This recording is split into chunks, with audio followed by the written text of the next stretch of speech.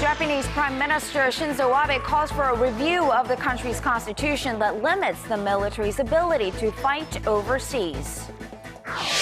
State prosecutors charge the captain of the sunken ferry Sewol and 3 others with involuntary manslaughter. Official candidate registration for the June 4th local elections begins today. 17 provincial governor and mayoral seats are up for grabs. Hello everybody, I am Kang Tae-ri. Thanks for tuning in. Japanese Prime Minister Shinzo Abe has set the wheels in motion for a revision to his country's decade-long ban on the right to collective self-defense. At a press conference today, Abe said he had accepted a proposal released by a panel looking into that option. It calls for a drastic change to Japan's post-war security framework and would allow the country's military to come to the aid of a neighboring country under attack. Observers say Japan is eager to reinterpret its constitution to deter Chinese expansionism, especially in regards to a set of disputed islands known as Senkaku in Japan and Diaoyu in China. Senior diplomats from South Korea and Japan held a second round of talks today in Tokyo on Japan's sexual enslavement of Korean women during World War II. In a statement, Seoul's foreign ministry said the two sides held an in-depth discussion on ways to resolve the so-called comfort women issue as well as other pending bilateral matters, but did not give further detail. More than 200,000 women, mostly Korean, were forced to serve the Japanese military at comfort stations in the early 20th century. Tokyo claims the issue was settled through a 1965 treaty when the two countries normalized their diplomatic ties, but Seoul is demanding an official apology from Japan and legal compensation for the so-called comfort women. The next meeting will take place in June in Seoul. A month has passed since the sinking of the Sewol ferry, and the number of missing now stands at 20 as 3 more bodies have been recovered this afternoon. In the criminal investigation, the captain and 3 other members of the sunken ferry have been indicted on charges of involuntary manslaughter. Kwon So-ah has the latest. State prosecutors on Thursday indicted Sewol ferry captain Lee Jun-seok and 3 other crew members on charges of involuntary manslaughter. They say the 4 fled the ill-fated ferry without first evacuating hundreds of passengers on board and also calling them to remain in their cabins. Prosecutors say some of the crew confessed that they did not attempt to save passengers because they themselves wanted to survive. If found guilty, they could face a maximum penalty of life in prison or even the death penalty. At the Gwangju District Court in the south of the country, the prosecutors also indicted 11 other crew members for negligence of duty and violation of maritime law, which stipulates they should have been the last to leave the ship. Instead, they also escaped from the ferry as soon as they realized that water levels were rising. They are also accused of changing out of their uniforms during the rescue operation, making it difficult for the Coast Guard to distinguish them from passengers. Prosecutors are also putting more pressure on Yoo Byung-on, the practical owner of the Sewol ferry's operator. He's been called in for questioning this Friday and is currently believed to be holed up inside a religious facility in Anseong, Gyeonggi-do province, where members of the so-called Salvation sect, which was founded by the Yoo family, are gathering in big numbers and blocking the gates to the facility. They made a statement in the afternoon denouncing authorities for associating their religion with the Sewol tragedy and infringing upon their religious rights. They also questioned why the Coast Guard and their rescue response to the disaster are not being investigated. The sect has been under fire for weeks as it is accused of being involved in the Yoo family's wrongdoings and because some of the Sewol crew are members of the cult. Kwon So-ah, ARIRANG News. Today is Teachers' Day here in Korea, a day for students and graduates to show their respect and gratitude to their teachers. Normally, it's a day filled with festive events, but this year it wasn't celebrated exactly, not quite the same way. Song Ji-sun tells us more. They serve as our instructors, confidants, and counselors, and are in some cases as important as a parent because a good teacher can change our lives. In honor of them, over 100 countries celebrate Teachers' Day. About a fifth of them do so on World Teachers' Day on October 5th. But here in Korea, it's celebrated on May 15th, the birthday of King Sejong, who invented the Korean alphabet. Teachers' Day was started over 5 decades ago by young members of Korea's Red Cross who volunteered to visit their teachers who are retired or had fallen ill. More than 50 years later, students today give carnations to their teachers in the same way they give them to their parents 1 week earlier. It's a less than subtle nod to the importance of the teachers and the roles they play. The ways of celebrating Teachers' Day have evolved over the years. Students sometimes wash their teachers' feet, cook them food, and bring the food to their teachers' homes. But this year's Teachers' Day will not be celebrated like the years gone by. There'll be no celebratory events as a mark of respect to the victims of Sewol ferry disaster. For the first time, all commemorative events have been cancelled, and the week has been designated as a week for mourning.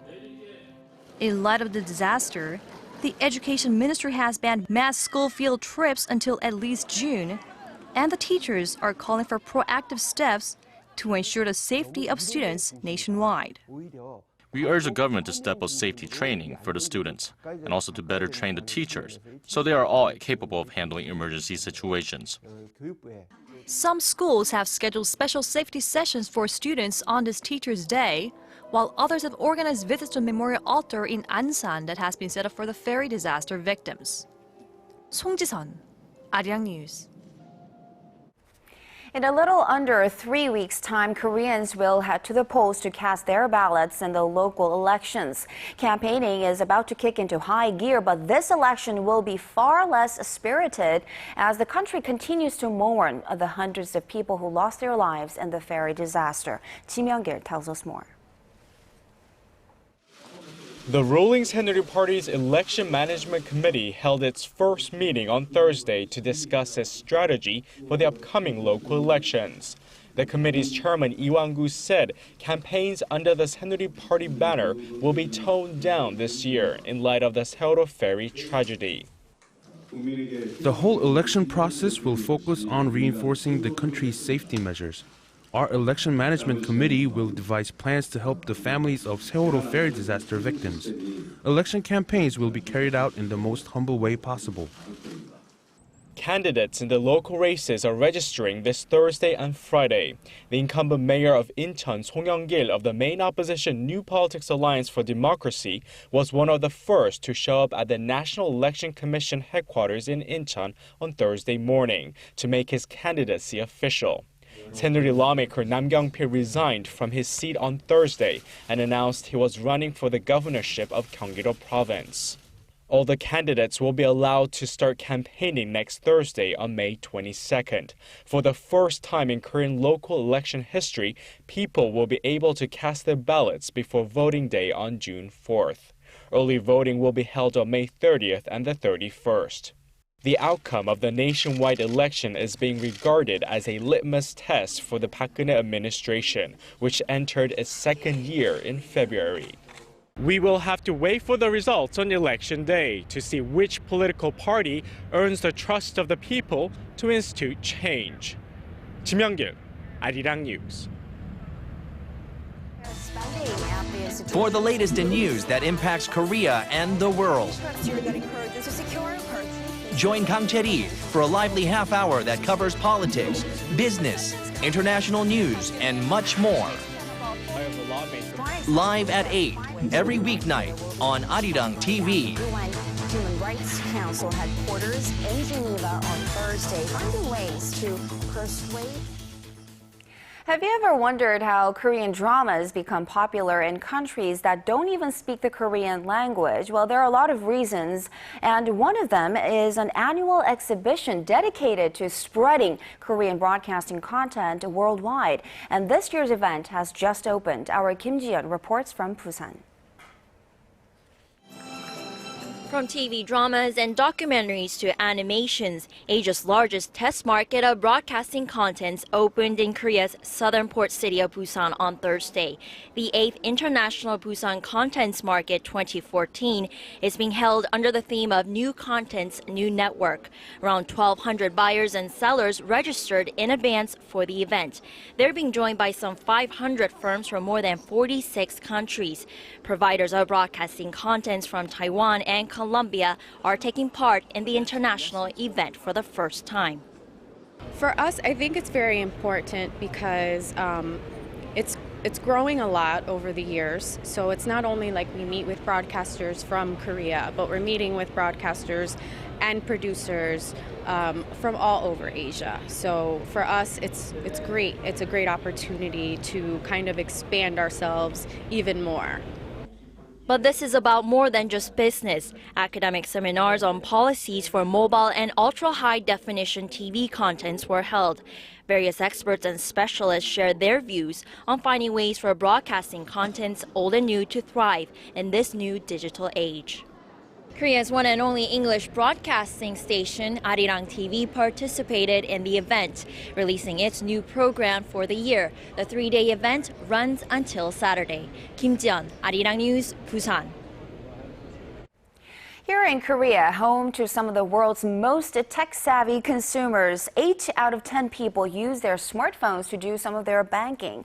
The Bank of Korea says that the number of smartphone banking users stood at over 40 million as of the end of March, up 8.5% from the end of last year. It's been less than 5 years since the service was first introduced. The average amount of money moved around daily on smartphones in the first quarter this year stood at around $1.5 billion. That, however, makes up only 4.5% of internet banking because the service is mainly used for small sum transactions. Although Koreans are known for their heavy use of credit cards, they are relying on fewer credit cards than before. Data shows the number of credit cards held per person came to 3.9 on average last year. It's the first time since 2007 that the figure has dipped below 4. The Financial Supervisory Service explained this with recent incidents of data leak at credit card firms and with an increase in the number of debit cards issued. Total spending on debit cards is expected to top $88 billion this year. A jury in the United States has ordered Korean auto giant Hyundai Motor to pay damages of well over $200 million after finding that a defect in one of its cars caused a head-on crash that killed 2 teenagers in 2011. But Hyundai Motor says it's appealing. Our Connie Kim reports. A jury in the U.S. state of Montana has ordered Hyundai Motor to pay a staggering $248 million in punitive damages over a manufacturing defect in a Hyundai vehicle that caused a deadly car accident 3 years ago. The jury also ordered that of the total, Hyundai pay $8.6 million in damages to the families of the 2 teenagers that died in the July 2011 crash. The verdict says a defective steering knuckle in the Hyundai Tiburon caused it to suddenly veer into an oncoming lane, where it crashed head-on with another automobile. The maximum cap for steering knuckle defects stands at $10 million, but a judge in the state ruled the amount is not high enough to deter future wrongdoings by super-wealthy multinational firms. In 2005, Hyundai Motor recalled 111 Tiburons manufactured over a 1-month period that year due to steering issues, but it's unclear if the Hyundai model involved in the 2011 crash had been made during that time. Hyundai Motor has called the damage award outrageous and says it will appeal. It argues that a firecracker set off inside the vehicle might have caused the crash. Eyewitnesses say they saw a firework explode in the car prior to the accident, but police say they found no evidence to suggest the explosion. Connie Kim, ARIRANG News. The stars are out in force in the south of France for the 67th Cannes Film Festival. But if you're hoping a Korean film might take home an award, you will have to wait at least another 12 months. This is because none of them are in competition this year, raising questions about whether Korean films are losing some of their luster. Son Jung-in reports. For the second year in a row, there will be no Korean movie in competition at the Cannes Film Festival. It's a disappointing turn of events as Korea had films competing in almost every other year dating back to 1998. Since Im Kwon-taek won Best Director at Cannes in 2000 for his film Chunhyang, movie directors have used the festival as a springboard onto the international stage, including Park Chan-wook, Hong Sang-soo, and Im Sang-soo. Some movie critics blame commercialism for the recent drought. Movies that are planned as art films become commercialized when big companies get involved, and I think that may have had an effect. Other critics argue that it's too early to undervalue Korean movies just because of their recent failure to enter the competition. They point to actress Chun Do-yeon being named a jury member at the festival as proof. It is promising that Chun Do-yeon was selected as a panel member for the movie festival, following in the footsteps of directors Shin Sang-ho and Lee Chang-dong. It is the equivalent to 3 or 4 Korean movies competing at the festival. Korean films weren't completely shut out of this year's festival. 4 Korean films, including A Girl at My Door, Target, and A Hard Day, have been invited to be screened in a separate non-competition category. It represents a big opportunity for the film's directors. And although Korea is out of the competition this year, local critics are hopeful that next year's festival will be different. This year's version runs through May 25th. Son Jung-in, ARIRANG News.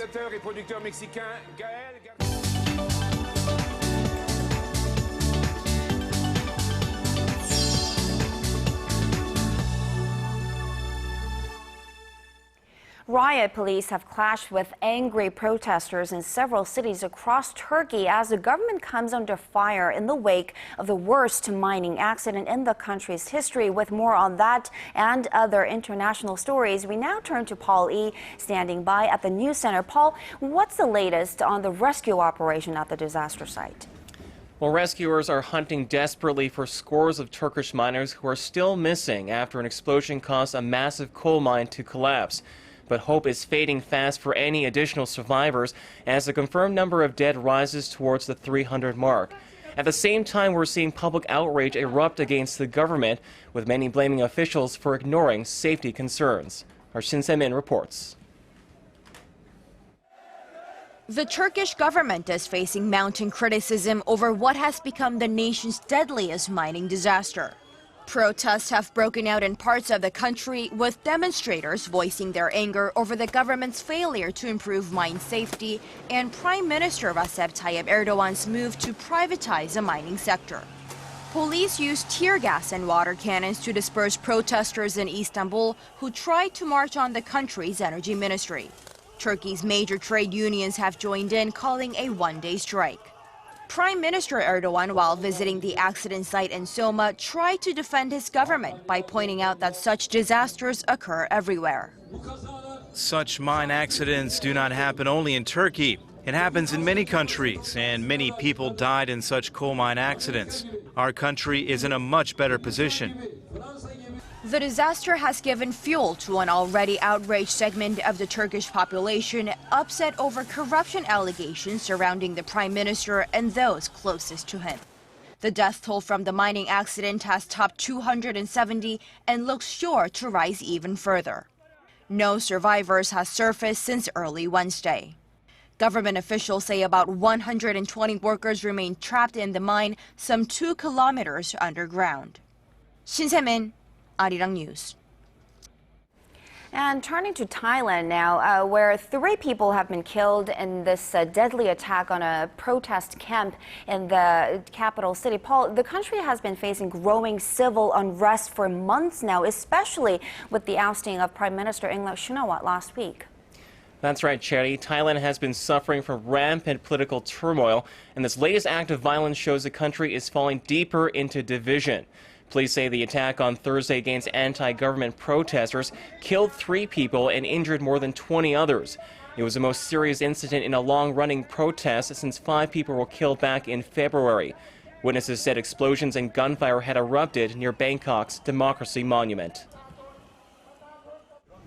After the explosion, the 4 gunmen walked towards us and fired into the air. Then when everyone ran, they started to fire at people. Meanwhile, Thailand's acting prime minister was forced to flee from a meeting with the election commission after hundreds of protesters seeking to oust the caretaker government stormed an Air Force base. The government sees a general election as the best way out of the current crisis. And staying in Asia, Japan appears to be moving closer to releasing the first batch of underground water from the Fukushima nuclear plant. Paul, should we be concerned? Well, the rising risk of radiation is also a concern, but the Tokyo Electric Power Corporation that runs the nuclear plant says no. It says the conclusion was reached after the groundwater passed detailed safety tests. A joint analysis with other Japanese energy and chemical agencies also found that levels of radioactive isotopes in the water, such as cesium-137, were well below safety thresholds. According to Japan's national broadcaster NHK, the Fukushima Daiichi nuclear plant could release some 560 tons of groundwater into the Pacific Ocean as early as May 21st. The American ambassador to Japan, Caroline Kennedy, visited the crippled power plant on Wednesday, pledging U.S. support for the nuclear cleanup. The United States has always done all we can to support the people of Japan as they face these very, very tragic disasters, and have made great progress in recovering, and we stand ready to help in any way we can going forward in the future. The Fukushima Daiichi station suffered a triple meltdown in March 2011 when the country was rocked by an earthquake and tsunami. It's considered the worst nuclear disaster since Chernobyl in 1986. I see. Now, the World Health Organization says the recent outbreak of the MERS virus is of serious concern, but does not yet consider it to be a global health emergency. Paul, can you tell us more about this disease? Well, the Middle East Respiratory Syndrome, or MERS, is caused by a virus that stems from the same family as SARS. Symptoms include coughing, fever, and shortness of breath, which could lead to fatal pneumonia or even organ failure. The WHO has said there's still no evidence of human-to-human transmission of the virus, which means it's not highly contagious. Researchers believe that contact with camels and poor infection control systems in hospitals are leading this new surge in MERS cases. What they reached was a consensus that the situation had increased in seriousness, and their concern about this situation had also increased in terms of urgency. However, when they looked at all of the information, they felt that the situation still fell short of calling it a public health emergency of international concern. The announcement comes after health authorities confirmed the first case of MERS in the Netherlands. The Dutch National Health Institute said on Wednesday that the patient remains in stable condition and is under strict isolation at a hospital in The Hague. More than 500 people have been infected by the virus, mostly in Saudi Arabia, while a handful of cases from Asia, Europe, and the U.S. have also been reported. All right, Paul, thanks for that update, and we'll see you back here in just about 2 hours.